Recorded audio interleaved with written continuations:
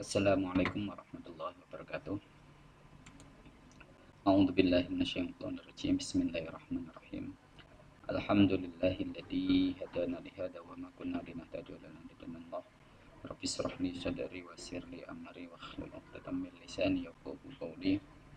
Rabbana iftah bainana wa baina qaumina bil haqqi wa anta khairul fatihin. Pada para mahasiswa yang saya banggakan, dalam kesempatan kali ini mari kita awali pertemuan ini dengan bacaan surat Al-Fatihah bersama dengan harapan semoga kita diberikan kemudahan, kelancaran dan juga diberikan ilmu yang berkah dan manfaat oleh Allah Subhanahu wa taala. Al-Fatihah. A'udzubillahi minasyaitonir rajim. Bismillahirrahmanirrahim. Alhamdulillahirabbil alamin arrahmanir rahim maliki yaumiddin iyyaka na'budu wa iyyaka nasta'in shiratal mustaqim shiratal ladzina an'amta 'alaihim. Oke, terima kasih. Gimana kabarnya? Baik ya, alhamdulillah. Oke, dalam kesempatan kali ini saya akan menjelaskan terkait dengan konteks sosiologis dan juga konteks psikologis kapan ulumul hadis itu muncul. Ya. Jadi kalau pada pertemuan sebelumnya saya menjelaskan terkait dengan konteks kemunculan hadis itu sendiri, namun dalam kesempatan kali ini saya akan menjelaskan bagaimana teori ulumul hadis itu muncul. Jadi ulumul hadis itu tidak serta-merta langsung ada begitu saja, tetapi dia juga mengalami proses sejarah, di mana dalam sejarahnya itu pasti melibatkan aktor-aktor pelaku, ya, kemana aktor-aktor dalam kajian keislaman. Ya, gampangnya kalau di saat itu ya ulama di zamannya. Oke, namun sebelumnya saya tak ngecas terlebih dahulu ya. Laptop saya mulai lowbat ini.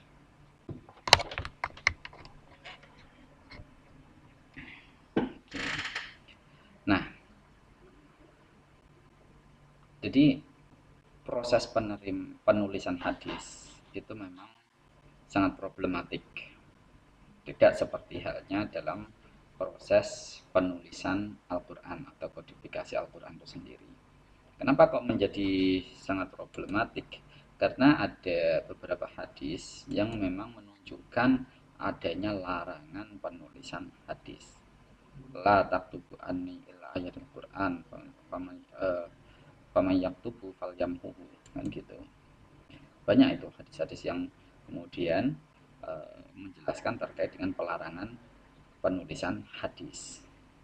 Namun sekalipun ada pelarangan semacam ini, istihad Umar bin Khattab yang saat itu menjabat sebagai Amirul Mukminin, ya, itu malah justru memberikan dampak yang besar bagi keberlanjutan atau kehidupan agama Islam itu sendiri. Karena kalau tidak ada istihad Umar bin Khattab itu sendiri, maka kita tidak mungkin bisa mengenal hadis Nabi. Apa itu gebrakan oleh Umar bin Khattab saat itu? Dia berasumsi begini, jadi pelarangan dari penulisan hadis itu berangkat dalam konteks tertentu, di mana konteks saat itu adalah saking sibuknya para sahabat Nabi dalam menuliskan wahyu ilahi, dalam hal ini Al-Quran. Jadi banyak mereka menulis. Nah, ya, mereka menulis. Nah, kemudian ada beberapa sahabat yang ingin menuliskan juga terkait dengan penjelasan-penjelasan dari Nabi Muhammad SAW. Nah, takutnya saat itu adalah kecampur atau bercampurnya antara teks Al-Quran itu sendiri dan teks yang berangkat dari penjelasan Nabi, karena memang saat itu Nabi adalah sebagai penafsir pertama dari Al-Quran. Nah, jadi penjelasan-penjelasan itulah yang kemudian ditakutkan bercampur dengan teks asli dari Al-Quran.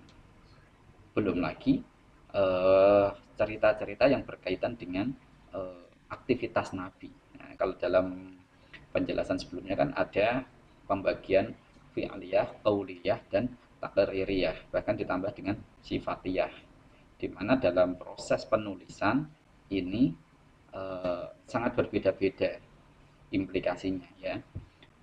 Kalau qauliyah akan lebih kuat daripada hadis itu daripada hadis yang sifatnya fi'liyah, kan begitu ya. Kita dalam video sebelumnya kan seperti itu ya, penjelasan sebelumnya seperti itu. Nah, dalam kesempatan ini kita akan mencoba menelisik kenapa ini kemudian menjadi rumusan dalam ulumul hadis. Jadi ulumul hadis memang tidak ada seperti itu awalnya. Jadi sejak awal setiap yang berangkat dari Nabi pasti diterima begitu saja. Oke, jadi setelah begini, saya kembali ke paling awal terlebih dahulu. Jadi setelah gagasan Umar bin Khattab itu diterima oleh khalayak, ya, namun belum begitu, bukan berarti di situ sudah ada teorinya. Karena gebrakan Umar saat itu juga masih menyimpan perdebatan di kalangan para sahabat. Di satu sisi mereka sepakat dengan pendapatnya Umar, di sisi lain mereka menolak karena dianggap akan bercampur dengan kajian hadis. Kajian Al-Qur'an kan begitu. Nah, tapi ketika hadis mulai dikumpulkan, oke, kemudian dikumpulkan. Ya, banyak para sahabat yang kemudian menceritakan apa yang pernah ia alami bersama Nabi. Ceritakan semuanya. Ya, diceritakan terus semuanya kemudian dicatat. Dicatat semuanya itu, catatan-catatan itu. Jadi akhirnya banyak catatan terkait dengan reportase atau berita yang berkaitan dengan kehidupan Nabi, baik dari qauliyah, fi'liyah maupun takririyah. Banyak catatan. Di situ belum ada pencatatan terkait dengan rawi. Ya. Nah, pada perkembangannya hingga pada masa Ali, nah ini langsung singkat saja ini, saya tidak bertele-tele. Ya, ini setidaknya di bukunya Pak Muhajirin ini nanti Anda bisa baca, atau di disertasi saya yang kebetulan sudah terbit di buku berjudul Milenarianisme Islam.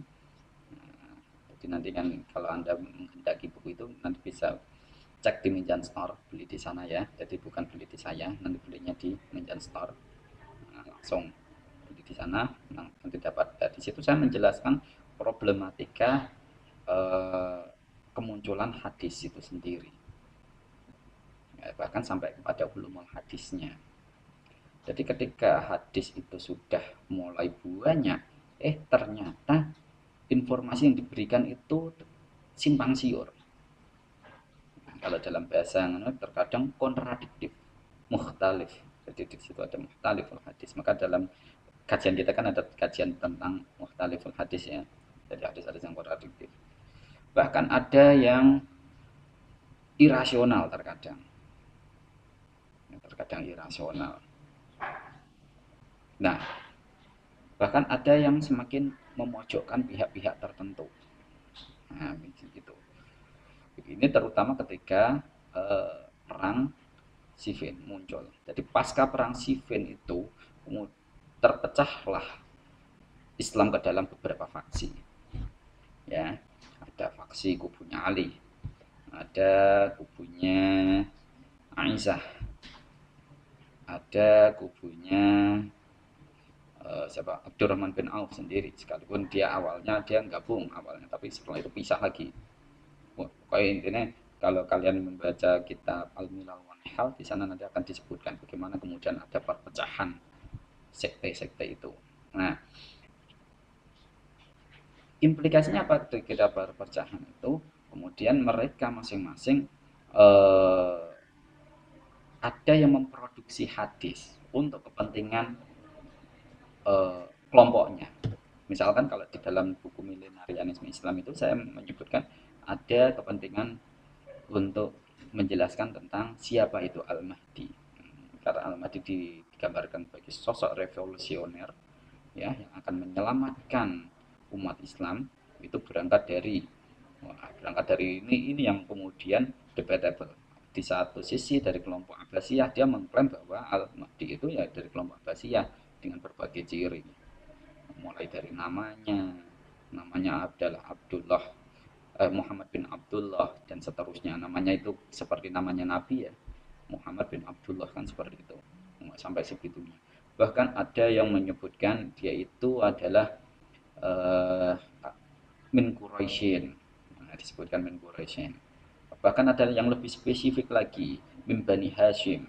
Nah, ini untuk apa ya? Untuk mengeluarkan kelompok-kelompok dari Umayyah, karena Umayyah saat itu benar dari Quraisy, tapi dia tidak dari klan Bani Hashim.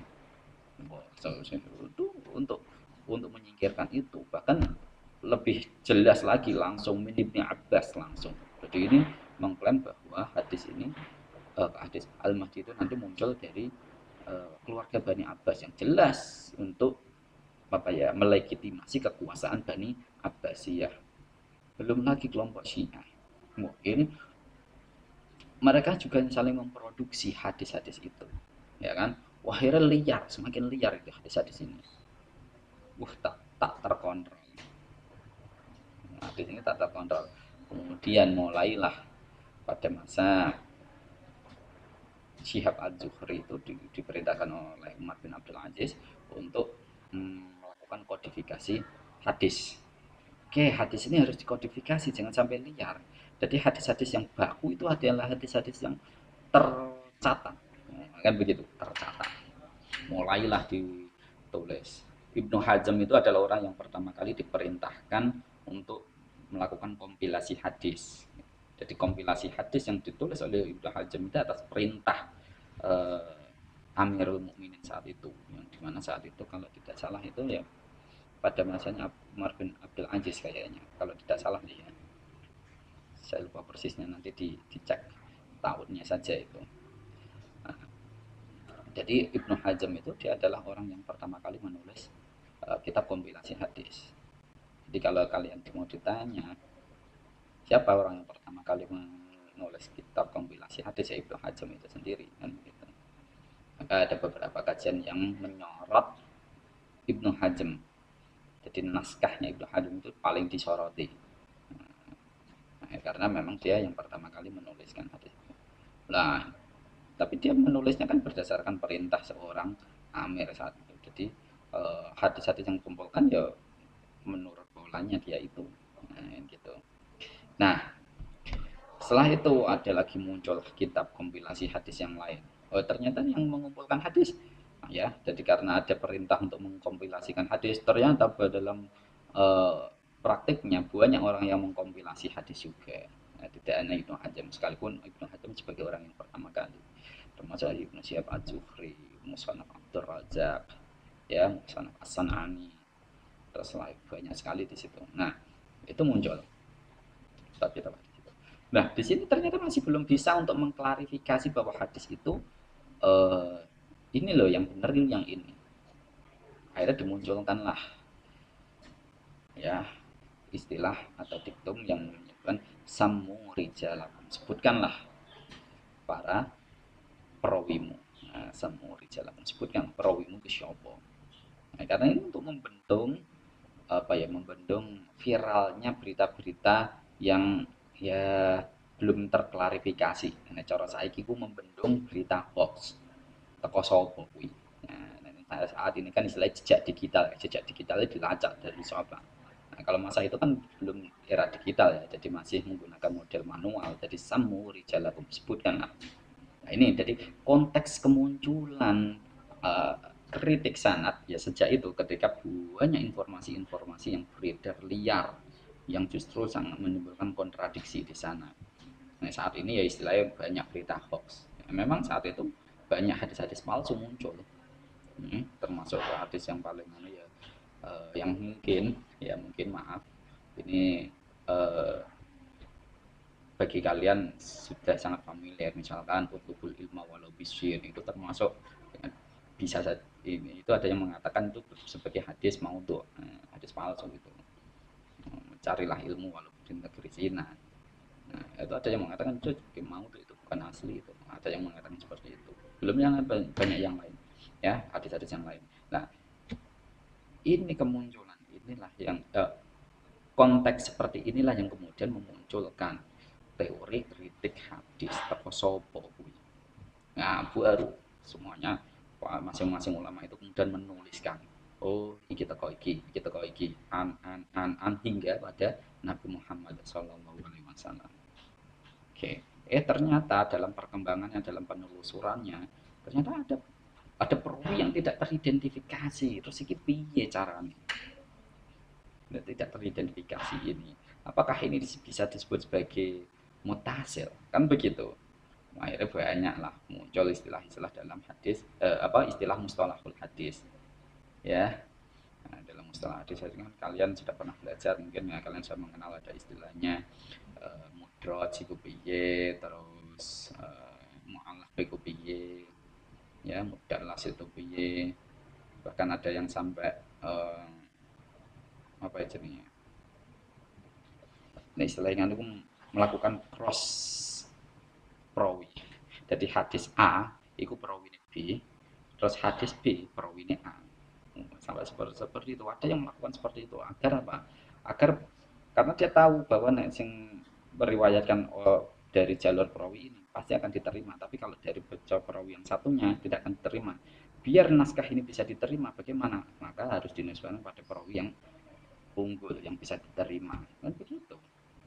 Contoh paling konkret misalkan ini ada isu penting, isu penting terkait B, ya isu penting itu B, saya kode B, isu yang tidak penting kodenya A. Nah, tapi perawi yang kredibel itu justru malah perawi dari A, sementara perawi yang B itu ya dipertanyakan lah. Nah, kalau isu penting ini diriwayatkan oleh perawi yang dipertanyakan, maka tidak akan bisa diterima, maka dia harus dilakukan cross atau silang perawi. Kalau dalam bahasanya kan tadlis ya, pentadlisan mudallas. Nah, itu kan seperti itu. Di kasus-kasus seperti itu, berarti upaya untuk membentuk sebuah legalisasi wacana itu sangat sangat genting saat itu.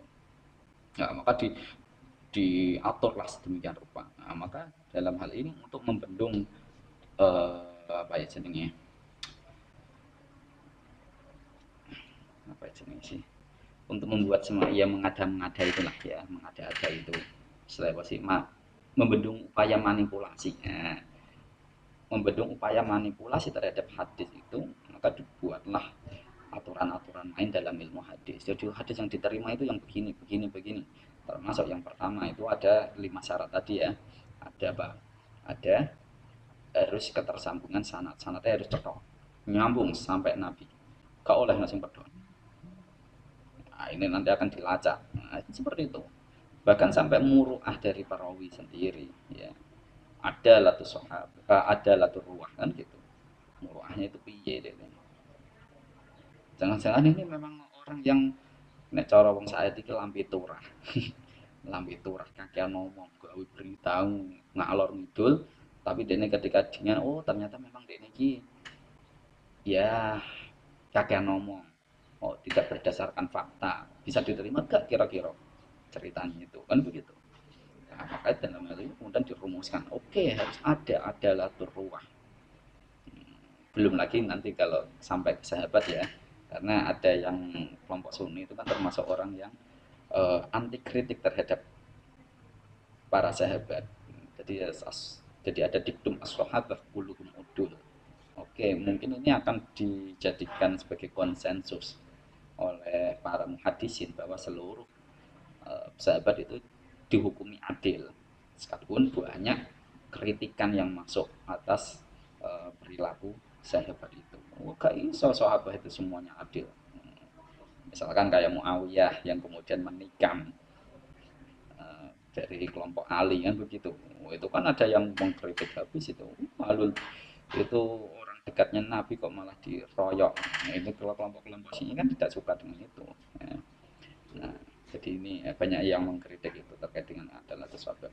Tetapi keberadaan adalatul ruwah itu memang untuk mengidentifikasi, untuk mengklarifikasi bahwa sing menceritakan ini kelompok lambe turah atau tidak kan gitu. Sing kakean ngomong gak, sing gawene odo-odo gak kan ngono. Nah, ini kemudian dirumuskan. Bahkan ada orang-orang yang ya gampangannya tidak terlalu cerdas ya, meriwayatkan cerita wong ini lalinan, wong ini lagi berketemu ini, oh ini kita ngomong ini ya. Nah, Itu kemudian dipertanyakan. Oke, harus dobit ini. Dobitnya itu harus dobtul hifdi, dobtul kitab, bahkan begitu. Ingat benar tulisannya, ingat betul teksnya, hafalannya, kan begitu. Dobtul hifdi, ingat benar hafalannya. Dobtul kitab, teliti catatannya, kan begitu sampai segitunya. Bahkan ada lagi harus apa itu jenenge, eh, ada mulailah wasudud. Jadi ini ketika dilakukan ya cross reference ya, ini kira-kira hadis ini masuk akal gak? Misalkan hadis-hadis tentang futuristik ya, yang seperti ada kasus yang diriwayatkan oleh Asim bin Bahdalah bin Najjar al-Kufi itu kan begini, besok di hari akhir, menjelang hari akhir itu ayam kokoknya Allah itu ayam kokok, ayam jantannya Allah itu akan berkokok, di mana kokoknya suaranya itu lantang dan bisa didengar oleh makhluk seluruh dunia. Jadi besok itu nek ono ayam jago berkokok itu apa kiamat. Jadi kokokan apa ya, suara ayam jantannya Allah. Ini ini kemudian rasional gak ini kira-kira? Nah, ini. Jadi perkembangan sampai segitunya. Jadi eh, ada beberapa teori itu memang muncul karena kondisi sosial tertentu, di mana saat itu memang kondisi orangnya itu ya ibaratnya apa ya, banyak banyak membuat berita-berita yang tidak benar. Kan seperti itu. Jadi karena kondisi yang seperti itulah kemudian dirumuskan ilmu. Jadi teori, nah ini saya simpulkan gini aja ya biar nggak terlalu lama. Jadi teori itu muncul, itu bukan sejak awal langsung dirumuskan teorinya kalau ini jadi enggak. Tapi karena ada konteks-konteks tertentu yang kemudian eh, menuntut munculnya teori itu. Kalau kemunculan teori hadis itu karena kondisi sosial di mana sedang terjadi banyak-banyaknya isu hoax, ya, isu bohong, berita bohong yang diakibatkan dari pertarungan politik pasca perang sivil. Jadi nanti kalau kalian baca ceritanya kitab kitab tarikh misalkan, kitab tarikh Al-Baladuri, di situ kan sebutkan bagaimana proses kontestasi kekuasaan dinasti Umayyah Abbasiyah versus Syiah dan yang lain-lainnya. Nah, mau lebih lanjut, nah, Anda bisa nanti baca di disertasi saya, buku berjudul Milenarianisme Islam. Kalau kalian memang menghendaki punya, ya silahkan beli aja di Medan Store ya. Nah, nanti belinya secara online, nanti akan dikirim secara online juga gitu. Nah, di sini di dalam buku ini, bukunya Pak Muhajirin ini sudah disebutkan ini ya, ini banyak contoh-contohnya. Jadi memang konteks kemunculan ulumul hadis itu karena kasus kasus banyaknya berita-berita yang tidak sesuai, banyaknya hadis palsu. Jadi sebelum ini hadis itu semuanya diterima, tidak ada pemilahan. Terus pokoknya diterima. Kalau ini memang disandarkan pada Nabi, oke, ini langsung diterima. Tapi ke pasca itulah ternyata banyak pemalsu hadis ulung, banyak pemalsu hadis ulung. Jadi kemudian di situ. Maka dalam hal ini coba ini Anda lihat tulisannya Pak Muhajirin ya. Ini motivasi politik itu menempati urutan pertama. Karena memang proses adanya pemalsuan hadis ini karena intrik-intrik politik. Maka dalam disertasi saya itu saya menyebutkan ya, jadi hadis tentang Al-Mahdi itu berkaitan dengan motivasi politik. Maka di saat ada krisis politik kemudian akan memunculkan klaim bahwa dialah Al-Mahdi Al-Muntadhar. Nah, di situ. Nah, Silahkan Anda pelajari. Kalau saya sudah punya video-video para pengaku Mahdi kontemporer saat ini ya. Nah, jadi nanti kalian bisa cek di situ. Jadi adanya palsuan-palsuan hadis itu ternyata motivasi politik ini menempati urutan pertama. Oke. Lalu yang kedua terkait dengan spiritualitas, pendekatan diri kepada Allah. Wah, ini paling banyak ini bagi kajian bagi kelompok muhadisin. Ini kebanyakan dia mengkritik kelompok sufi, ya. Karena apa? Perbedaan epistem. Perbedaan epistem. Jadi begini, konsep ittisal sanad dalam bagi kelompok muhadisin itu kan harus benar-benar ketemu secara fisik, physical. Tetapi bagi kelompok sufi, ya, itu adalah yang penting dia talaki dalam keadaan dalam mimpi atau apa, itu bisa diterima. Seperti itu. Maka dalam hal ini untuk motivasi mendekatkan diri pada Allah itu biasanya digawangi atau di apa ya, dimotori oleh kelompok-kelompok sufistik. Makanya dalam hal ini ada beberapa ulama hadis yang memang menolak hadis-hadis tentang fadhailul amal. Hadis-hadis tentang itu. Nah, ini menjadi kritik menarik ini bagi kalian. Ya, kalian silakan masuk wilayah itu. Karena ya, jadi kenapa kok kemudian ini terjadi perbedaan epistem? Ya. Di satu sisi dia menolak karena sumbernya tidak bisa dilacak secara fisik, sementara yang satu menerima. Karena biasanya tentang iswa fadhailul amal itu. Terus sampai lagi terkait dengan penodaan Islam, menjilat kekuasaan, bahkan mencari rezeki. Ada yang mencari rezekiku sampai memalsukan itu, yang al-badinjan dawaun dikulidain itu. Terong, ini Arab itu ada terong apa ora kan, itu menjadi pertanyaan itu. Tapi sempat dikritik, ternyata hadis itu muncul dari pesisir apa pinggiran Sungai Efrat, Sungai Furat dalam bahasa Arab itu. Ya, daerah mulai dari ujung Syria itu sampai jadi muncul dari situ. Jadi itu bukan dari Nabi langsung sampai segitunya. Bahkan itu benar. Ada yang terkait dengan untuk mencari popularitas, kelompok Jindi, kelompok Asobiyah. Kelompok Asobiyah ini termasuk terkait dengan kepemimpinan kelompok Quraisy ini. Ya, al-a'immatul Quraisyin. Itu ada yang mengkritik itu hadisnya ahad tapi kencang banget itu hadis itu. Jadi seluruh pemimpin itu harus dari Quraisy. Nah, itu bagian dari Asobiyah banget ini. Nah, itu ada yang mengklaim itu sebagai hadis palsu, itu ada. Terus banyak lagi lah itu ya. Ada perselisihan paham fikih dan kelompok kalam. Ada hadis-hadis tentang apa ini, memikat hati orang yang mendengarkannya dan seterusnya, itu banyak sekali. Jadi itu faktor-faktor yang menyebabkan kenapa mereka mau melakukan pemalsuan hadis.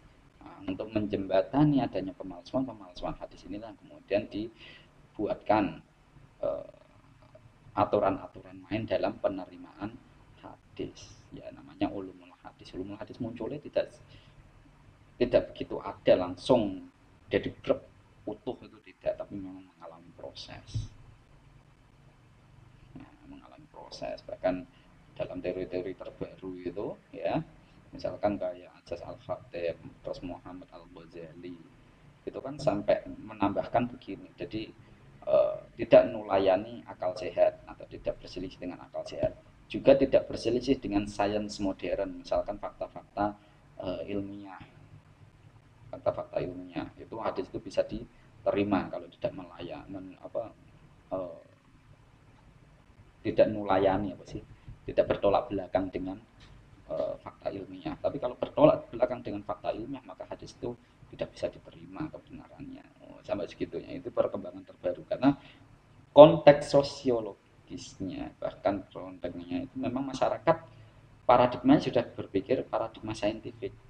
Nah, gitu. Pada ilmu masyarakat sudah berpikir saintifik. Jadi berdasarkan nalar-nalar sains. Nah, maka dalam hal ini Muhammad Al-Ghazali tidak salah ketika dia kemudian menambahkan dalam kritik hadis disyaratkan tidak bertolak belakang dengan fakta-fakta ilmiah. Sampai segitunya. Nah, buat lacak lagi toko di Pak ya memang karena kondisinya seperti itu.